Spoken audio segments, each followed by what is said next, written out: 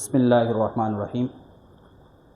جیسا کہ آپ نے آج جو عنوان دیا ہے کہ مزدور کے حوالے سے، اور یکم مئی چونکہ ہمارے ہاں ایک عالمی دن منایا جاتا ہے جو مزدور ڈے کے نام سے، تو قرآن کریم میں اللہ تعالیٰ نے مزدور کے حقوق بھی بیان کیے ہیں اور جناب رسول اللہ صلی اللہ علیہ وسلم نے بھی مزدور کے حقوق بیان کیے ہیں۔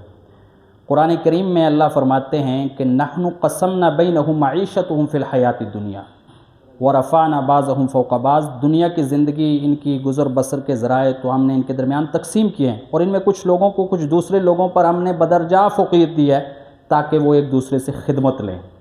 تو مزدور کے حوالے سے اس آیت کریمہ میں دو مفہوم سامنے آتے ہیں۔ ایک تو یہ ہے کہ دنیا کی روزی اللہ تعالیٰ نے تقسیم کی ہے، اور دوسری بات اس میں یہ ہے کہ اللہ تعالیٰ نے جو روزی کی تقسیم کی ہے اس میں کچھ کو امیر بنایا ہے، کچھ کو غریب بنایا ہے، لیکن امیر کو بھی غریب کی ضرورت پڑتی ہے۔ ایک بڑے سے بڑا جو ہے وہ وڈیرا ہی کیوں نہ ہو، مالدار ہی کیوں نہ ہو، اس کو ایک چوکیدار کے لیے غریب کو لانا پڑتا ہے، تو اس کی بھی ضرورت ہے۔ اسلام کی نظر میں مزدور کی بہت اہمیت ہے اور کمائی کی بھی بہت بڑی اہمیت ہے۔ حضرت سعید بن عمیر الترغیب و ترہیب میں یہ روایت ہے، سئل رسول اللہ صلی اللہ علیہ وسلم ای الکسب اطیب، کہ کون سی کمائی پاکیزہ کمائی ہے؟ اللہ کے رسول صلی اللہ علیہ وسلم نے فرمایا کہ عمل الرجل بیدی، آدمی کا اپنے ہاتھ سے کام کرنا۔ تو کس قدر مزدور کی جو ہے وہ کمائی پاکیزہ اور طیب اور طاہر ہے؟ فرمایا کہ آدمی کا بہترین لقمہ وہ ہے جو اپنے ہاتھ سے کمائے۔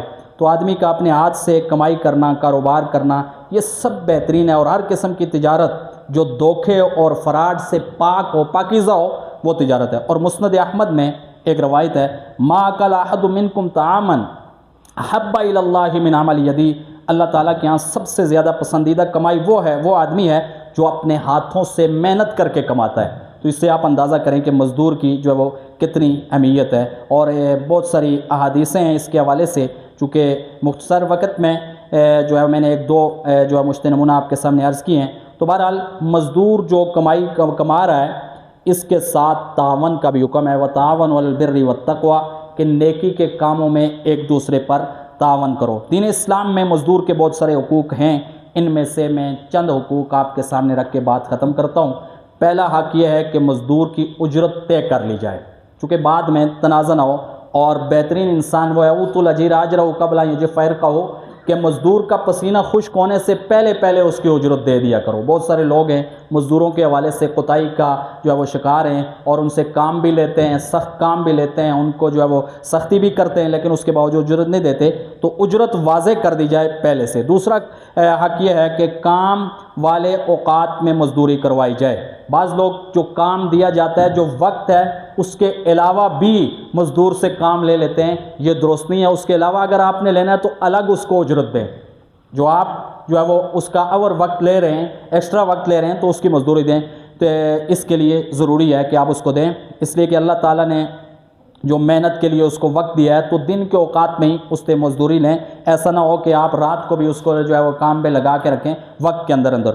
اور موجودہ ہمارے نظام میں اس میں بھی کوتاہی کی جاتی ہے کہ مزدوروں سے بعض اوقات ایکسٹرا کام بھی لیا جاتا ہے۔ تیسرا حق یہ ہے کہ مزدور کی استطاعت کے مطابق کام لیا جائے۔ مزدور کی استطاعت کے مطابق جتنا مزدور کام کر سکتا ہے اتنا لیا جائے۔ حضرت ابو ذر کی ایک روایت ہے، رسول اللہ صلی اللہ علیہ وسلم نے فرمایا کہ جوان کے بس میں نہ ہو، جو ان کے یعنی بس میں نہیں ہے، تو آپ ان سے وہ کام کیوں لے رہے ہو؟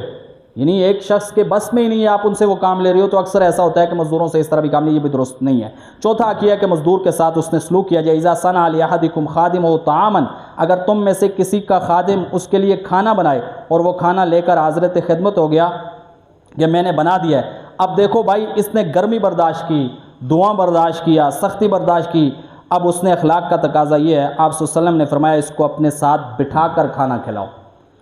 اور دنیا میں اس سے خوش قسمت انسان کون ہوگا کہ اللہ کے رسول نے ایک مزدور کا ہاتھ چوما ہے، پتھر توڑ کر جو مزدوری کر رہا ہے اس کا ہاتھ چوما ہے۔ اس سے بڑی رحمت للعالمین کیا ہوگی کہ رحمت للعالمین آپ سارے جہانوں کے لیے ہیں، تو آپ نے اس کا ہاتھ چوما ہے۔ پانچواں حق یہ ہے کہ مزدور کی اگر کوئی غلطی ہو جائے تو اس پر درگزر کی جائے۔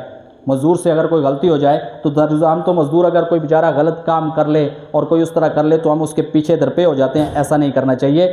ہر حال میں مزدور کا حق اس کو پورا دینا چاہیے اور مزدور کے ساتھ اس نے سلوک کرنا چاہیے۔ حدیث کے اندر آتا ہے وَلَا تَبْخَسُوا النَّاسَ أَشْيَاءَهُمْ، لوگوں کو ان کے حق کی چیزوں میں کم کر کے نہ دو۔ اور بخاری میں ہے ثَلَاثَةٌ أَنَا خَصْمُهُمْ يَوْمَ الْقِيَامَةِ، 3 آدمی ایسے ہیں میں قیامت کے دن جھگڑوں گا۔ آپ صلی اللہ علیہ وسلم نے جن سے جھگڑا کریں گے وہ کون کون سے آدمی ہیں سنیں۔ پہلا آدمی وہ ہے جس نے میری قسم کے ذریعے کوئی عہد لیا، اللہ تعالیٰ کی قسم دے کر کوئی معاملہ طے کیا پھر دھوکہ کیا، اس کے لیے میں خود جھگڑوں گا۔ دوسرا وہ آدمی جس نے آزاد آدمی کو فروخت کر دیا۔ تیسرا وہ آدمی جس نے کسی مزدور کو مزدوری پر لگایا، اس سے کام پورا لیا لیکن اس کی مزدوری نہیں دی۔ تو ہمیں اس موقع پر ہمارا پیغام یہ ہے مزدوروں کے ساتھ اس نے سلوک کیا جائے، ان سے زیادہ کام نہ لیا جائے، ان کے ساتھ تعاون کیا جائے، غلطی کو درگزر کیا جائے، پسینہ خشک ہونے سے پہلے پوری اجرت دی جائے، ایکسٹرا وقت جو لیا جائے اس کی بھی انہیں اجرت دینی چاہیے۔ وما علینا الا البلاغ۔